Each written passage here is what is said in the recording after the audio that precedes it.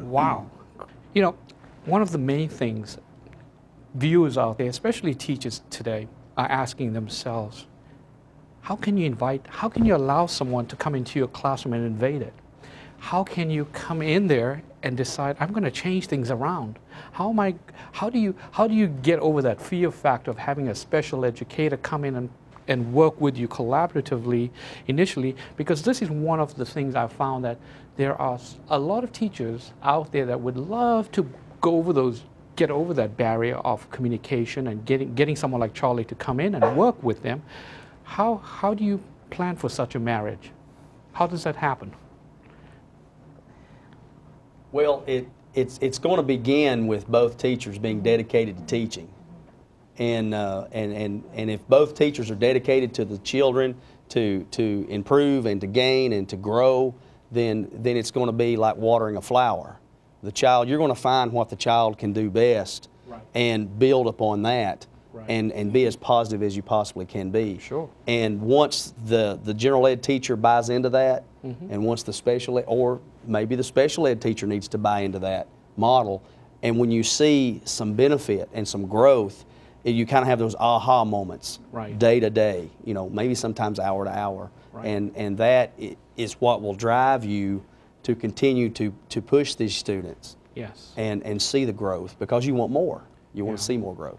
You know, Charlie, as you said that, I just had a moment where I want to just capture all of that in one word, and that's attitude. Yeah, exactly. Yes, exactly. And basically, if you don't have that attitude about approaching it, and the second two words are shared expectations. And there is a sharing process that has to come to the table where we both are acting in the best interest of that child. And if you can overcome that from a psychological perspective, you're halfway there, right? And that's what I see happening at Scales Elementary in your situation, is that you went beyond that, and you have those shared expectations, and you have this upbeat attitude that this can be done. That's exactly right. Right?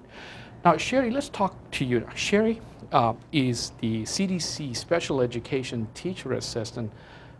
What a powerful position to have. It really is.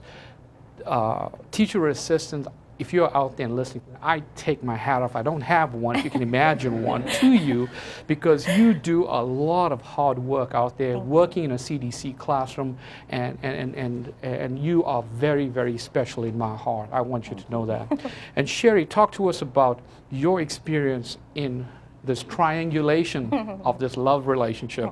Okay. Go ahead. My role with the student in inclusion is that I go with the student to Miss Maddox's room. Great. Our first, the first time is in the morning, yes, and it's for them. It's the social time at first. I make sure that behavior is under control. I make sure that even though their work is modified, if it needs to be modified some more, I do that as well. I can help them as far as transition. Transition is huge for a special needs child. Just from our classroom to the inclusion classroom, huge transition. From going to, she has different setups for science, for example.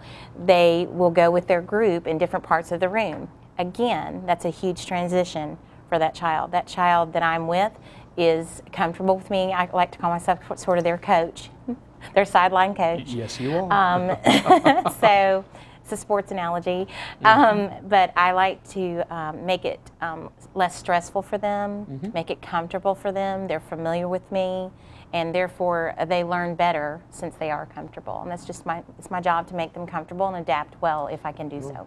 So I hear a lot of rapport. You sort of bring it all together for them, getting into that classroom, getting involved, not just being this glorified tutor out there, but really getting down to the nitty-gritty and making this work. And I bet you must have goals and objectives on that IEP that you're very specifically looking at, with benchmarks, with goals, with target points, that data that's moving that entire system. Absolutely. That's wonderful. I'm just so proud of you guys doing such phenomenal work out there. Let's talk about for folks out there who's listening in today, want to know, now, how do I get started? What are some problems initially that you faced that you found creative ways of overcoming, and how did you do that? First of all, what were those problems that were your roadblocks in your school, and how did you overcome that? Let's start with you, Charlie. One of the main problems that we face each year when we deal with inclusion is scheduling. We have related services such as occupational therapy and speech. We have physical exercises such as gym and PE and specials and music and library, and we have to juggle that whole animal. And not to mention my schedule, but Miss Maddox's schedule and any other general ed teacher's schedule are all different.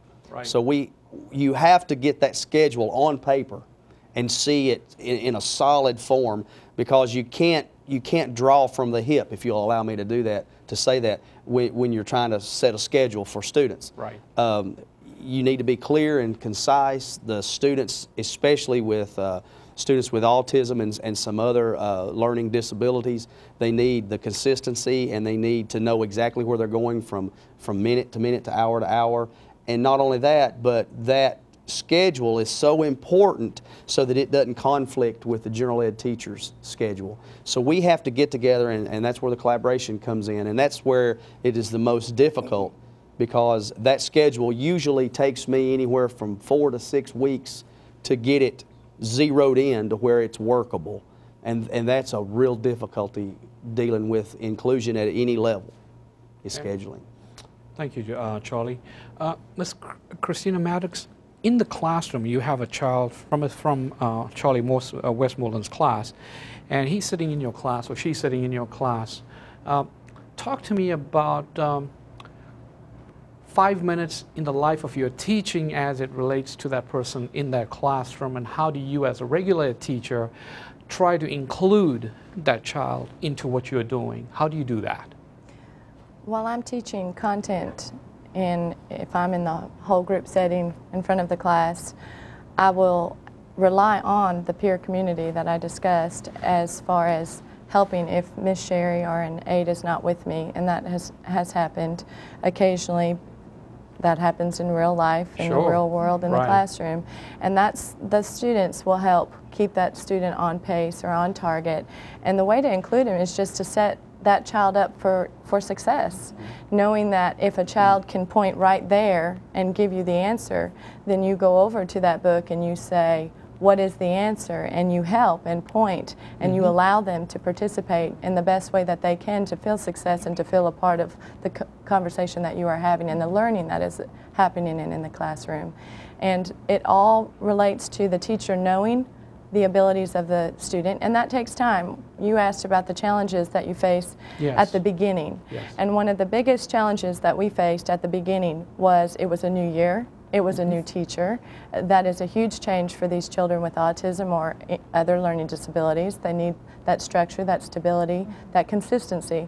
So at the beginning of the year, it was challenging. We had to, at times, remove if it wasn't for the best, and bring that child, have them be a part of whatever that time is that they're being in social studies and science. And since it was new, if there was any kind of resistance to what was going on, then we try again the next time. And the crucial thing about it is to not give up, to have that attitude.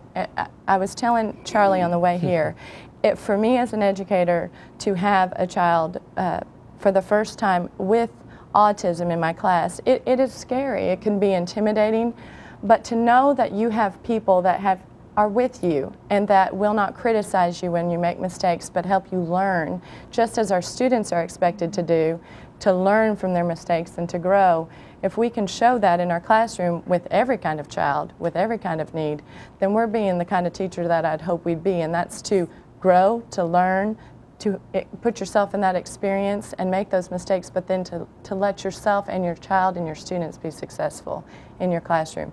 And that was huge, but the attitude and the collaboration and that we're going to try it again tomorrow and never giving up and just doing what is best. It's always, always about the children, and that's what we say about at Scales, and it is. And if your attitude is about that, then no matter what child you're looking at and they're looking back at you with their circumstances, they can be successful in your classroom. Okay. Wow, thank you very much. That was very, very insightful. A lot of good information. Let's ask Ms. Sherry, from a teacher assistant perspective, being in a CDC class and also working in the regulated class, what were some of your initial barriers that you found that sort of maybe inhibited the process or slowed it down just a little, that maybe little hurdles that you had to jump or climb that made it a little more difficult for you? Any ideas on that, Sherry? Again, I think it's, as Ms. Maddox said, the transition. Okay. Transition specifically in children that have to have consistency, that have to have, specifically with children with autism, they have to have the same routine every day. What I found is, for example, in Ms. Maddox's room, let's say there's a special event going on in her room. Sure. I go to the room. It is different. That child with autism knows that that is different. No, at this time, I am to go to my desk. I am to read that book. We are not allowed to have a party right now. So what happens is, and it's really amazing, and you do, of course, you learn to roll with the punches, as I say, but it's just huge to them, and they don't know what to do. So for me, I think that was at first the biggest hurdle where, okay, we have to have a plan B. Right. Okay, we have to have a plan B. What are we going to do now? A lot of times it may be that we take them back for a few minutes and they gather themselves. And then when that next difference comes along, they handle it better. It's just a matter of, I say, baby steps. Yes. And Dr. Comp, one way to prevent that we do, but she's talking when it's, as you'll find out in the classroom, there are things that happen at 8 o'clock that you don't expect to change your day, and you can't plan in advance. But when we know in advance, that's when you do the social stories or the preparation, and then those occurrences won't happen in the classroom. But the daily things that happen that are unpreventable, unexpected, that's when it's an opportunity to teach that child also to deal with it. How can they get their coping skills and learn and grow themselves to deal with the changes that life gives? Thank you.